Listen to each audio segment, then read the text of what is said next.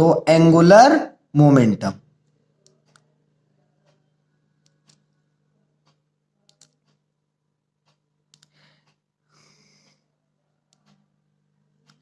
जो ये angular momentum है इसे जे वेक्टर से रिप्रेजेंट करते हैं। तो ये देखा गया है कि जो ये न्यूक्लियॉन्स होते हैं इनके पास केवल जो स्पिन होती है वो हाफ होती है। हाफ स्पिन मतलब या तो ये एंटी क्लॉकवाइज में घूम सकते हैं या तो क्लॉकवाइज में। अगर क्लॉकवाइज घूमेंगे तो plus half spin, anti clockwise घूमेंगे तो माइनस हाफ स्पिन। तो ये कहा गया कि जो इनकी वजह से स्पिन एंगुलर मोमेंटम होगा वो भी यही होगा।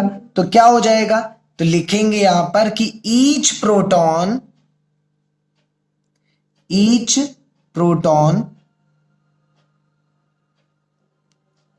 And neutron has an intrinsic spin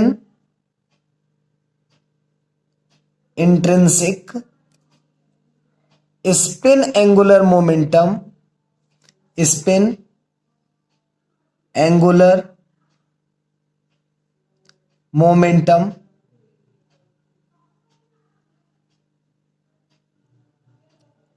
किसके बराबर होता है, 1/2 H cross, 1/2 H cross. H cross क्या है, H/2 पाई। H क्रॉस क्या होता है, H/2 पाई। तो याद होगा तुम लोग को बोर्स की थ्योरी कि किसी भी ऑर्बिट का एंगुलर मोमेंटम H/2 पाई होना चाहिए और इंटीग्रल मल्टीपल होना चाहिए। तो वो इलेक्ट्रॉन के लिए बोले थे, तो न्यूक्लियस के लिए कंपलसरी नहीं इंटीग्रल मल्टीपल हो।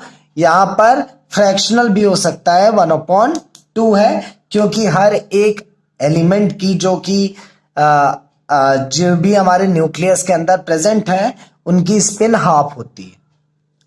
और जो ऑर्बिटल एंगुलर मोमेंटम है about the centre of mass of nucleus उसे हम लोग L मान लेते हैं। तो लिखेंगे and N orbital angular momentum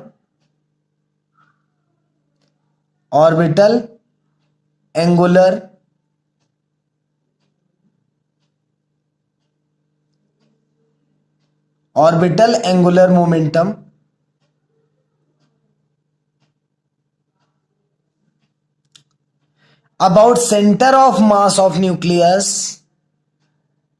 about center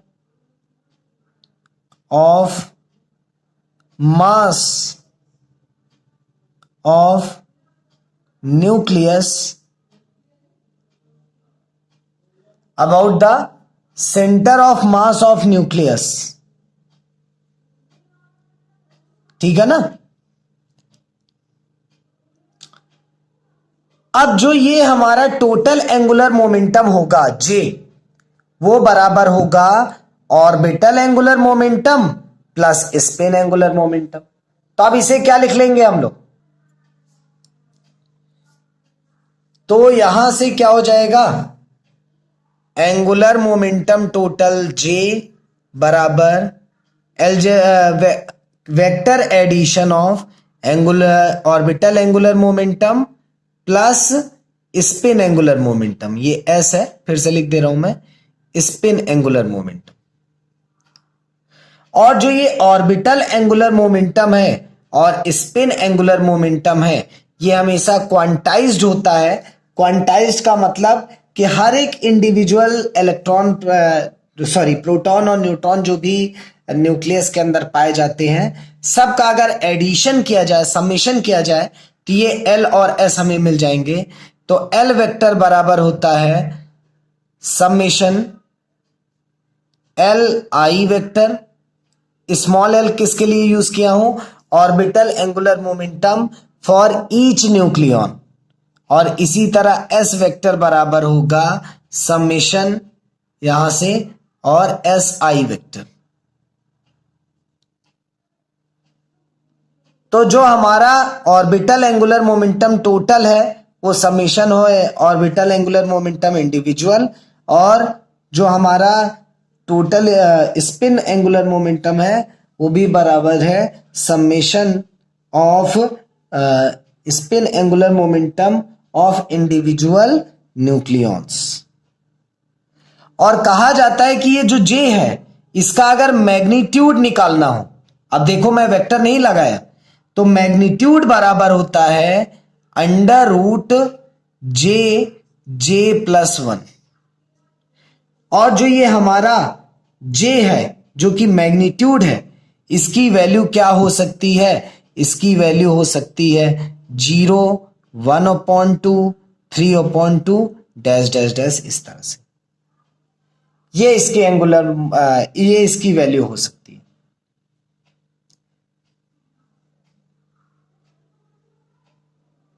अब कहा गया कि जो हमारे एंगुलर मोमेंटम है ये डिपेंड करते हैं कि नंबर ऑफ न्यूक्लियॉन्स जो हमारे न्यूक्लियस के अंदर प्रेजेंट है। तो इसलिए कहा जाता है कि जो ये हमारा ground state spin off nuclei है, ग्राउंड स्टेट जो एंगुलर मोमेंटम है हमारा न्यूक्लियस का जो एंगुलर मोमेंटम है, न्यूक्लियस की अब बात कर रहा हूं मैं, न्यूक्लियॉन्स की नहीं, तो वो डिपेंड करेगा 3 केसेस पे। पहला case when number of proton भी हमारा क्या हो, इवन हो, और नंबर ऑफ न्यूट्रॉन वो भी हमारा क्या हो, इवन हो।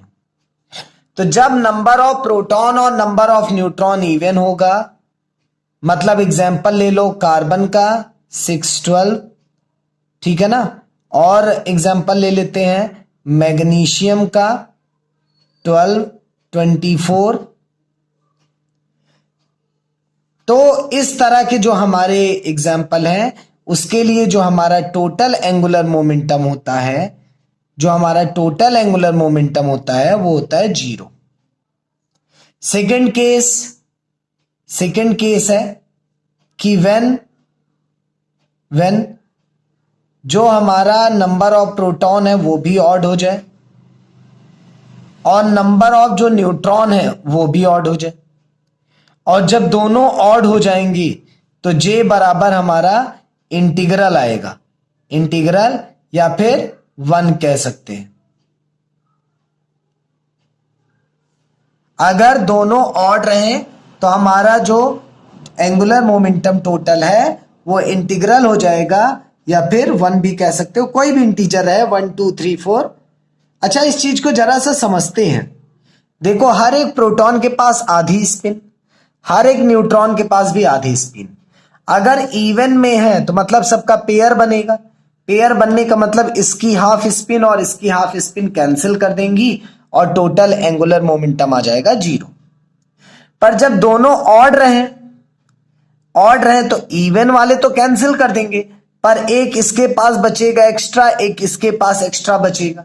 तो दोनों के पास एक्स्ट्रा आ रहे हैं तो ये हमारा जो एंगुलर मोमेंटम हो जाएगा वो इंटीग्रल हो जाएगा। पर तीसरा केस कह रहे हैं कि जब एक ऑड हो और दूसरा इवन हो, मतलब तीसरे केस में व्हेन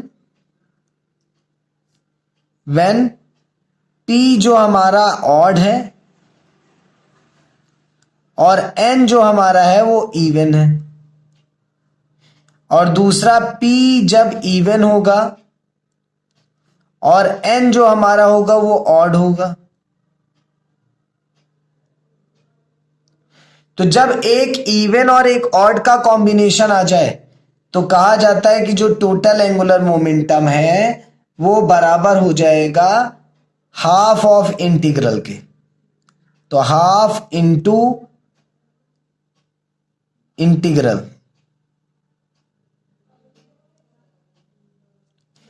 तो ये हमारा टोटल एंगुलर मोमेंटम हो जाएगा न्यूक्लियस का। ठीक है, तो कॉन्सेप्ट क्लियर है। यहां पर एक इवन है, इवन वाला कैंसिल कर देगा, ऑड के भी सारे कैंसिल हो जाएंगे, एक बचेगा तो हाफ आएगा, 3 बचेंगे तो 3/2 होगा। तो इस हिसाब से हमारा एंगुलर मोमेंटम न्यूक्लियस का निकला।